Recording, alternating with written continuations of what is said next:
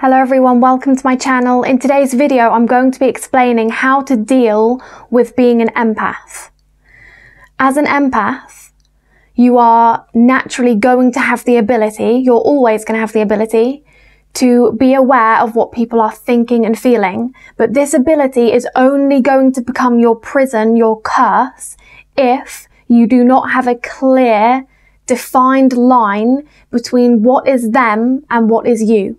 If you don't have that, you're always going to be at the mercy of this ability. There's an extremely explosive combination that almost all empaths end up in because they don't understand what is going on. The most explosive combination is you not understanding how you work as an empath, you caring what people think, and you not having a defined sense of self. These things tend to be what naturally occurs when you're an empath because they all tie in together. So when you don't understand how you work as an empath, you're at the mercy of it. How you work as an empath is your natural reaction is going to be to morph yourself into alignment with what people are thinking and feeling. That's going to be your natural reaction as an empath until you get a handle on it. And obviously, in order to do that, you have to understand how it works. So you can understand, obviously, if you are someone who's extremely sensitive to what people are thinking and feeling, and you care what people are thinking and feeling, and you don't have a strong sense of self, you're naturally just going to become someone who morphs to fit in with whatever energy, opinions, thoughts and feelings you are around. That's what's going to happen if you don't have these three things. So first, you've got to understand, as an empath, that is naturally what you're going to do. Your natural reaction is going to be to morph yourself to fit in with what people are thinking and feeling. As an example of this, because I used to suffer with this massively, I would just know exactly what people were thinking and feeling. And because this was combined with me caring what people thought and with me not having a strong sense of self, what would happen was I knew someone didn't like me at work. So I would, because I could feel that, I knew it, I would go into work and I would morph myself to be in a state that would kind of prove to them that I was worthy of being liked, right? Because this was me morphing myself to what they were thinking and feeling. Because I didn't have a defined line, a clear line that made me know this is me, that's you, and I don't give a shit what you're doing. And that's the state I needed to be in, but that wasn't the state I was in. So I became someone who was at the mercy of this, and that's what I ended up doing. And this is probably what you're doing as an empath too. And you may not even be aware of it. For years, I wasn't aware that I was doing this. And it was a powerless position to be in. So that's the first thing you need to understand, how you work as an empath and that this is what you naturally do. Secondly, you need to work on not giving a shit what people think. Once again, as long as you care what people think, you are going to be at the mercy of what people think. And this ties into the third point. If you have a strong sense of self, you aren't going to care what people think. You need to get into a space where you're in your own frame. You're not seeking validation from others. You're not seeking approval. You're not giving a shit what they think because you can clearly see the line between what is them and what is you. Now, in the spiritual community, including myself, I talk a lot about how we're all part of the same consciousness. We're all expressions of the same consciousness, but in this life, we came here to have an individual expression, which means you need to have that clear separation for this life. For your human experience, you need to have a defined sense of separation, because if you don't, you're constantly going to be at the mercy of what other people are thinking and feeling. And not only that, but doing this is going to put you out of alignment with who you truly are, who you came here to be. It's going to put you out of alignment with everything that you want in life because you're constantly taking other people's thoughts, feelings, and desires on as your own.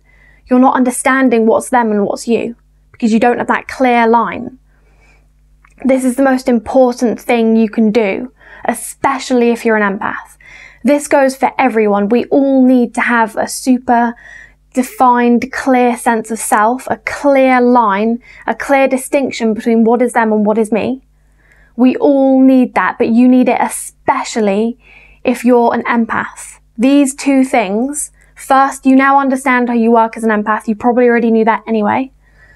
The two things you need to super focus on is not giving a shit what people think and living in your own energy, your own frame, embodying who you are, having a clear sense of who you are and standing by that, living up to your own expectations, your own standards, approving yourself, validating yourself. You need to work on these two things if you want to survive as an empath. I've done it myself, and it's the most empowering thing. Now I have an ability. I don't have a prison. I don't have a curse. I have an ability. I can choose who I want to connect with, rather than just being this leaf just flopping around, morphing to whoever's around me, and not being in my own frame and living my own clear, defined path, living in my own sense of self. You need to work on these two things if you want to survive as an empath. So some tips for being in groups, because as an empath, as someone who feels everybody's energy and everyone's thoughts, I've experienced this massively myself. I used to have panic attacks when I'd be in situations where there's lots of people. The amount of bathroom windows I've climbed out of just to escape a social situation is phenomenal. Many bathroom windows, many. So if you don't want to be climbing out of any more bathroom windows to escape social situations,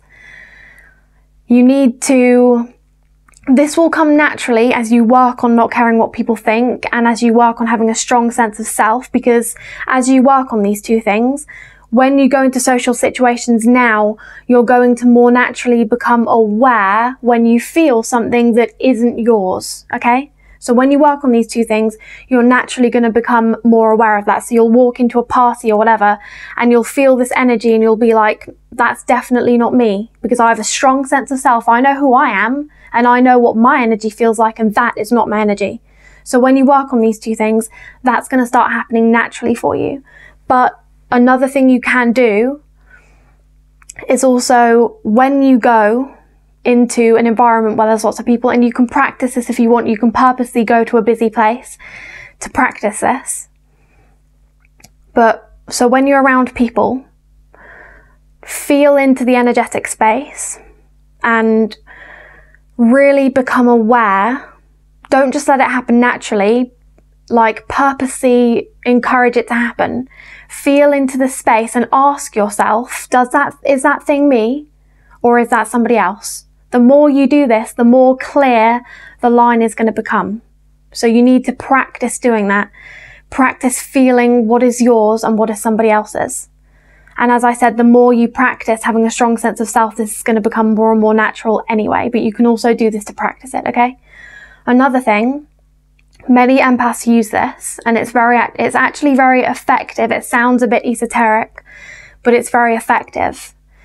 Is when you go into a social environment where there's lots of people, you can visualize a white energetic bubble around you.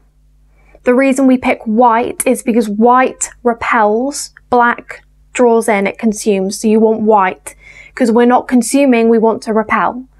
So you visualize a white bubble around you, and you make a clear statement within your mind, a clear intention, and you say, this is me. Within this bubble, this is me. This is my energy. This is my frame. This is who I am. And what's on the outside of this bubble is not me. It's not mine. And I'm not choosing right now to connect with that. This is a very effective way of protecting yourself in social environments. So I recommend practicing that if you really struggle with being in social environments. Many empaths struggle with social anxiety. I did for years. And as I said, because I didn't understand all of these things, I was at the mercy of it. Many empaths have panic attacks when they go to places where there's lots of people. They feel incredibly anxious. This is an overload happening. This is because you're in a place where the door is open to everybody's energy.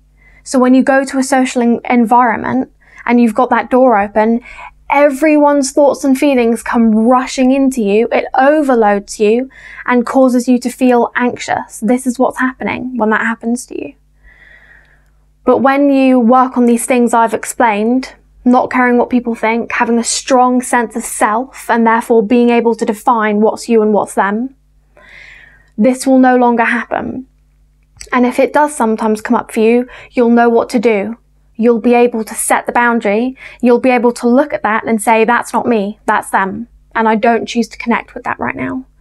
These are the things you've got to do to keep being an empath, being as sensitive as a gift, an ability that you can choose to use rather than your prison, rather than your curse, which is what I did for years. And this is why I'm doing this video, because many people are still in that place where they're suffering with it and they don't need to. You work on these things and you will turn it around. So I hope this helped you. And please like and subscribe if it did, and I'll see you in the next video.